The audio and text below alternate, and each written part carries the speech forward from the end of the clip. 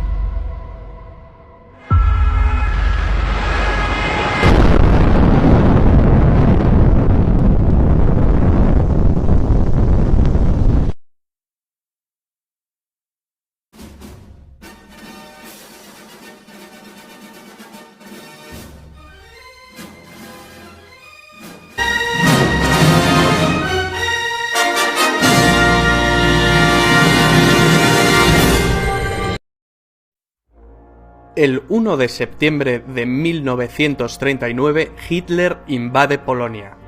Esta es la acción bélica que realmente inicia la Segunda Guerra Mundial. La Segunda Guerra Mundial es la contienda más devastadora que la humanidad jamás ha conocido. Pero para entender cómo se llegó a este punto debemos remontarnos años atrás, por lo menos al final de la Primera Guerra Mundial. El Tratado de Versalles había puesto fin a la Gran Guerra, y la Gran Alemania había salido muy perjudicada tras perder territorio y serle impuestas desproporcionadas compensaciones que debía pagar a los vencedores. Los alemanes necesitaban de un líder que les guiara como pueblo y que les hiciese recordar tiempos pasados. Por eso surge un tipo como Hitler, un pintor frustrado que supo canalizar la rabia y los anhelos de todo un país. Si se puede decir algo bueno de un villano como Hitler, es que era un gran orador y un maestro de la propaganda. Les habló a los alemanes de la superioridad de su raza y del camino que el pueblo debía seguir para engrandecer la nación. Hitler, a golpe de discurso, se erigió en el líder del Partido Obrero Alemán, transformándolo en el Partido Nacional Socialista Alemán, de ideas nacionalistas, supremacistas, racistas y un fuerte componente antisemita y antimarxista. En 1923 Hitler acabó en la cárcel tras un fallido golpe de Estado. En su encierro aprovechó para escribir el Mein Kampf, Mi lucha, libro desquiciado de escasa calidad literaria que acabaría siendo el evangelio del nazismo. Tras su encierro, Hitler volvió a la palestra política y acabaría ganando en 1932 unas elecciones con mayoría simple para alzarse como canciller de los alemanes al año siguiente. Nace el Tercer Reich, el tercer gran imperio alemán, en una coyuntura de crisis económica a nivel mundial. Rápidamente, bajo una apariencia de legalidad, Hitler establece un régimen totalitario liquidando las instituciones democráticas de la República de Weimar, mediante una ley habilitante. Se arresta a los diputados del Partido Comunista de Alemania y se los confina en campos de concentración. La persecución de los judíos por parte del nazismo se convierte en una política activa. El Führer hizo caso omiso de las obligaciones que para Alemania señalaba el Tratado de Versalles, creando un fuerte estado militar, con tímidas protestas de Francia e Inglaterra. En el año 1938 empezó a poner en práctica su política de expansión territorial, incorporando a Austria entre sus dominios. Ese mismo año, Hitler amenazó con desencadenar una guerra europea, a menos que los Sudetes, una zona fronteriza de Checoslovaquia con una mayoría de etnia alemana, fueran cedidos a Alemania. Para resolver el asunto se sentaron a hablar en Múnich alemanes, franceses, ingleses e italianos. A los checoslovacos ni les invitaron. El primer ministro británico Chamberlain y su homólogo francés, en un acto de tibieza y cobardía, ceden con tal de que la sangre no llegue al río. Mal calculado. Al año siguiente Hitler incumple su palabra y ocupa el resto de Checoslovaquia. Churchill criticó duramente a Chamberlain con la frase: «Hemos preferido el deshonor a la guerra, tendremos el deshonor y también la guerra». Y así fue. Para construir un gran imperio, los planes de Hitler pasaban por la anexión de Polonia. Polonia era un país surgido del Tratado de Versalles. Sus tierras antes habían pertenecido a Alemania, a Austria y a Rusia. A los polacos se les había concedido una franja de tierra para que el país tuviese una salida al mar Báltico a través del corredor de Danzig, partiendo Alemania en dos. Agosto de 1939.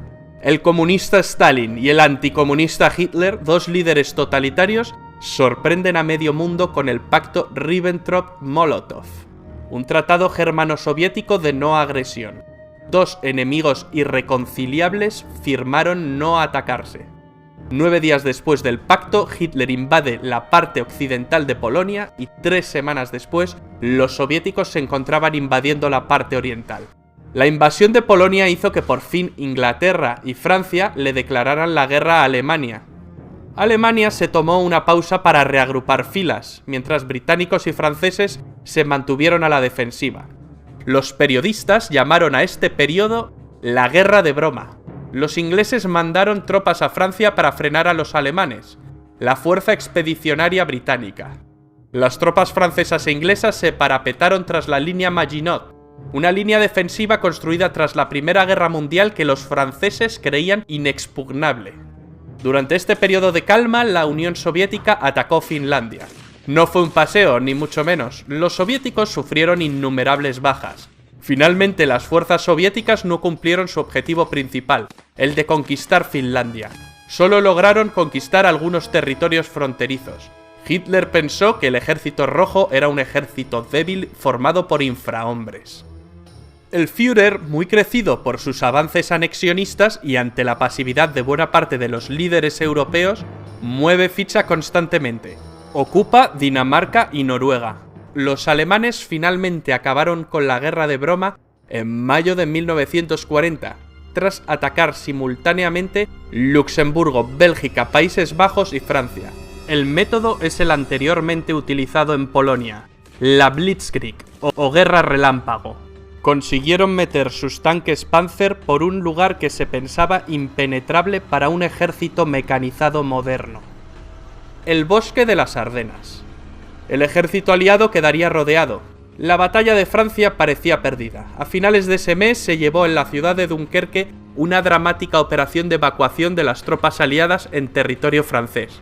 Alemania pudo haberle asestado al ejército aliado el golpe final, pero algún tipo de milagro debió ocurrir porque Hitler dejó escapar a más de 300.000 soldados. ¿El motivo? No se sabe. Hoy en día es un debate que sigue suscitando innumerables teorías. La batalla de Francia no duró mucho más. El 22 de junio, Hitler se reunió con varios altos oficiales franceses, quienes solicitaron un armisticio. Hitler seleccionó el mismo lugar y el mismo vagón de tren donde se firmó el armisticio con Alemania en la Primera Guerra Mundial. Esta vez se invertían las tornas, y Alemania ocupa el asiento del bando vencedor. Así se puso fin a la guerra en Francia. Francia se dividió en dos, una porción ocupada que incluía París y otra no ocupada, controlada por un gobierno colaboracionista con sede en Vichy, presidida por el mariscal Philippe Pétain. Se la conoció como la Francia de Vichy. Charles de Gaulle inmediatamente se declaró en contra del gobierno de Vichy y proclamó la Francia libre.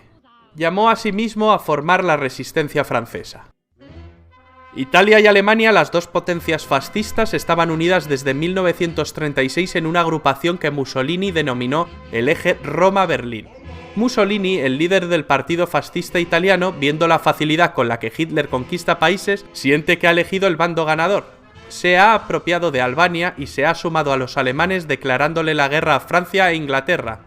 Il Duce, emulando a Julio César, quiere ampliar más sus posesiones, ya que Italia, al igual que Alemania, había llegado tarde al reparto colonial. Sus planes pasan por conquistar Grecia y Egipto, pero Hitler tuvo que salir al quite para ayudar a los italianos, que más que una ayuda en la guerra suponen una carga. Los italianos no pueden con los griegos, pero llegarían refuerzos. Finalmente los alemanes invaden Grecia a través de Bulgaria. Mussolini luego atacaría las bases británicas de Egipto desde Libia. El objetivo era tomar el Canal de Suez, la puerta del imperio colonial británico. ¿Pero qué había pasado en Europa tras la derrota de Francia? ¿Qué fue de los británicos? Churchill, nuevo primer ministro tras la dimisión de Chamberlain, rechaza firmar un armisticio con Alemania. Hitler decide ir a por todas. Pero conquistar Inglaterra no será tan fácil por su condición insular. Los ingleses consiguieron defender heroicamente su isla en la Batalla de Inglaterra, una batalla que se libró sobre todo en el aire, la Luftwaffe contra la RAF. Churchill pronunciaría otra de sus grandes frases: "Nos dejó muchas. Nunca tantos debieron tanto a tan pocos". Durante más de un año Inglaterra soporta la guerra en solitario. Los nazis bombardean durante meses las ciudades más importantes de Inglaterra. Hitler cree dominar la situación y se ve como claro vencedor, pero los ingleses resisten y dan la batalla. A finales de año, Adolf Hitler se entrevistó con el general Franco en Hendaya, una localidad francesa que hace frontera con España. Hitler quería que España entrase en la guerra de parte de las potencias del Eje. Al final no llegaron a un entendimiento. Franco estaba dispuesto, pero el país atravesaba una enorme crisis tras la Guerra Civil Española. España, si bien prestó apoyo logístico, optó por el papel de no beligerante. Hitler había logrado que Hungría, Rumanía y Bulgaria se unieran a las fuerzas del Eje. Solo faltaba Yugoslavia. Un cambio de gobierno en este país precipitó su invasión en abril del año 41. Hitler soñaba con un imperio alemán que abarcara desde el río Rin hasta el Volga. Es en este momento cuando Hitler decide ampliar fronteras y emprende la Operación Barbarroja, la invasión de la Unión Soviética. La gran motivación era el petróleo ruso.